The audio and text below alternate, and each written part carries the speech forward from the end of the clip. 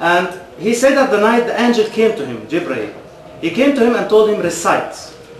Not read, recite. So he said, I'm an alphabet, I can't read.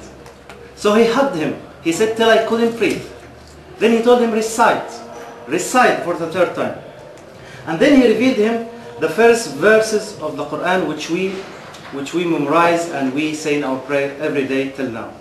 So when you think of this kind of verses, the first verse that being said to the Prophet, peace be upon him, what it should be? About, for example, what is the most important sentence we say as a Muslim? There is no God but God and Muhammad is the messenger of God. So we suppose this is some kind of the first sentence that must be said in this most important night. But you find something very strange, that all these verses will speak about science. It doesn't speak about the unity of God. It doesn't speak about you are the sealhood of the prophets. No, it was speaking about science.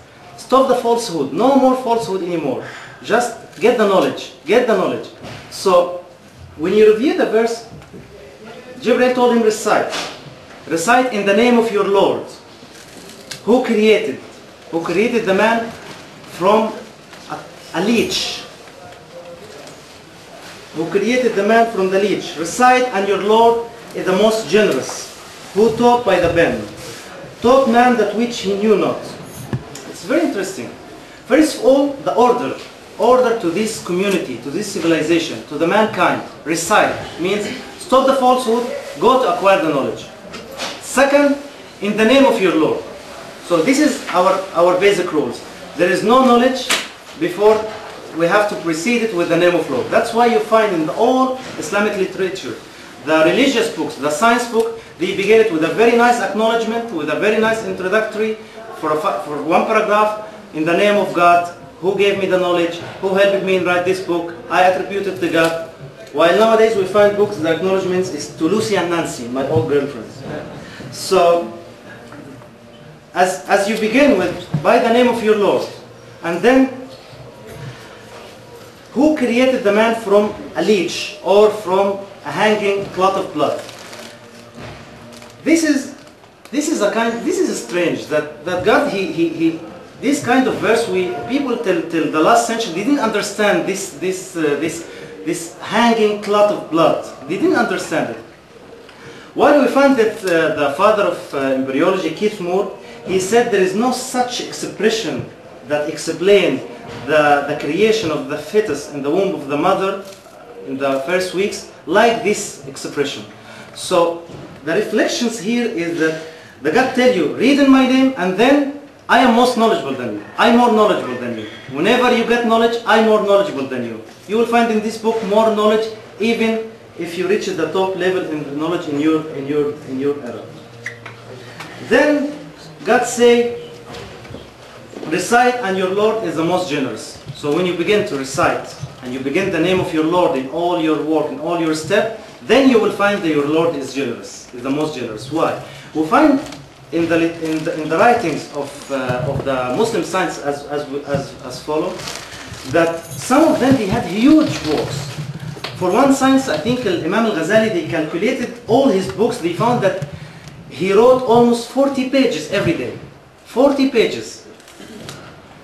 Then God says, who taught by the pen? And the pen here, God refers to the way, to the methods. We have to implement the methods. And by the way, when you read the Quran is written in Arabic, and the Arabic is an elliptic language. What does mean elliptic language? That it's a very rich language, and it doesn't give you everything. You have to think. The word and the sentence may have many meanings. So, and the last thing, as God says, taught the man which he knew not. So at the end of this night, the last verse that Jibreel told to Muhammad, blessing be on him, that after all of this, he taught you what never you knew not. So this kind of submission to God, that those scientists and those who enriched the human civilization had, and that's why they reached these levels that unfortunately in our Muslim country we can't reach it now because we don't take these same steps. Then also in the Quran, before I go for the next step, God explained in the chapter of the Baqarah the second chapter, the creation of Adam and how and why God made him as his best creation. And mainly in this story that he made him his best creation by science. وعلم آدم الأسماء كلها. The scientists say that he taught him all the names. Some others say he taught him all the sciences. So this kind of the privilege that we have, the human beings, is the science and knowledge. And as a consequence of this, great civilization, we find now many words that took from Arabic to Latin, and from Latin to many European languages, that many has been derivated from Arabic, like aluminous in Latin, aluminous in Spanish. It's come from alim. Alim means scientist in Arabic. So they already know how to give a definition for scientists from the Arabic language. Then the college, this came from kulliya in Arabic. Then algebra, the science has been founded by, was called al-jabr, the Arabs or the Muslims has been founded this science. The algorithm, the logarithmic functions, this comes from al-Khawarizmi, the science who founded the algebra. And alcohol, to remind you of something? Good. So, what kind of Islamic science foundations they had? How did they acquire the science and teach the science? First of all, we find the mosques. The mosques themselves were a place for everything, for the prayer, for the meeting, for the science. Even Avicenna, he had some compartments that it was his clinic in the mosque itself. Then the public libraries. There was a library in Cordoba, in Baghdad. This library, they say, has more than 1 million book and manuscript. And even when the Tatars attacked Baghdad and killed 1 million in 1 week or something, they threw all the libraries of Baghdad in the river. Even the people said that we saw the water was full of ink. The water turned from a colorless to the color of ink. Then the huge meeting. There was some kind of scientific meetings. They say that Imam Ibn al-Qayyim al-Jawzi, in his meeting in Baghdad, there were people gathering, 100,000 people gathering in his meeting. Then the last thing, the universities. The first university has been established on this earth was in Fas, in Morocco. It's called the University of Qarawiyyin. It has been established in 859. It's a very beautiful building, very small.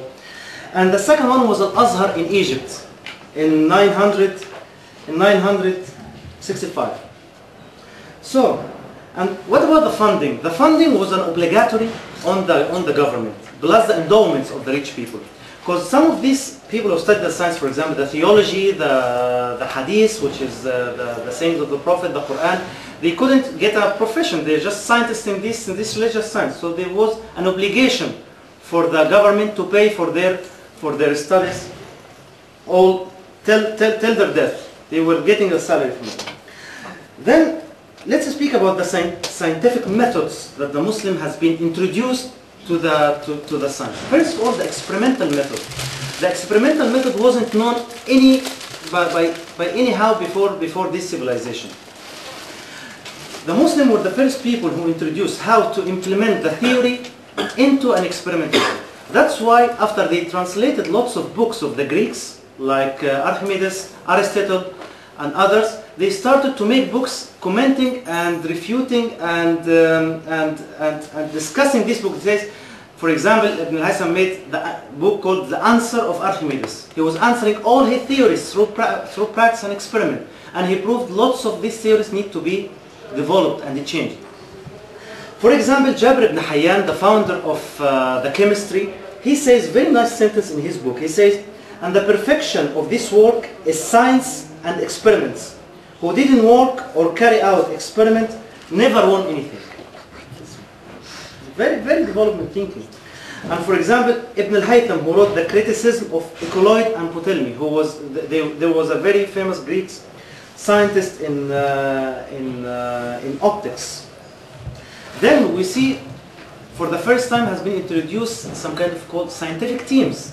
Before that, there was nothing called the team working between scientific. And the first remarkable scientific team was called the Sons of Musa. They were 3 brothers, engineers, astronomers, and they had many inventions. We will mention them. Let's begin with the science. Let's begin with the physics. As we're in Politechnika, we should speak some engineering or something. I'm not begin with the medicine. Although we have some doctors who can correct us if we're wrong.